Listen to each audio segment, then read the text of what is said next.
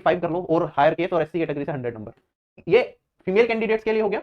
और male candidates के लिए आऊंगा, देखो यहाँ पे यूआर का 115, तो यहाँ पे ये 120 कर लो। अगर इसी तरह का सीपीओ 2020 जैसा पेपर आया, आपका ईडब्ल्यूएस का यहाँ पे 103-4 लिखा है, 110 मान के चल लो इसे, ओबीसी का भी 110 मान लो, चलो एक्स सर्विसमैन की तो 40 सी रहेगी लगभग, कट ऑफ लगभग इतना ही रहेगा।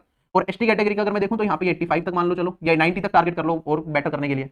और एससी कैटेगरी में भी आप क्या 95 तक टारगेट मान के चल लो, ठीक है। इतना स्कोर अगर आप टारगेट कर लेते हो तो चांसेस बन जाएंगे। कोई गारंटी नहीं है, पेपर का लेवल बहुत ही आ गया तो आपको ज्यादा स्कोर करना पड़ेगा। पेपर का लेवल अगर आसान आ गया, ठीक है, तो उस पर्टिकुलर केस में आपको ज्यादा टारगेट करना है, मुश्किल आ गया तो कट ऑफ और कम चली जाएगी। तो ये वेरी करेगा बिल्कुल, कंपटीशन भी चेंज होगा, लेकिन आप फिलहाल अपने माइंड में ये चीजें दिमाग के रखें कि ऐसा ऐसा कुछ कम से कम हमें इतना टारगेट करना है। अब आप यहाँ पे ध्यान से समझिएगा, अगर आप एक्स सर्विसमैन कैंडिडेट हैं, टीयर 1 की कट ऑफ क्लियर करने के लिए आपको सिर्फ, अगर आप रीजनिंग पढ़ लेंगे, मैथ्स के कुछ चैप्टर्स पढ़ लेंगे या इंग्लिश के कुछ चैप्टर्स कर लेंगे, तो भी आप टीयर 1 को क्वालीफाई कर सकते हैं।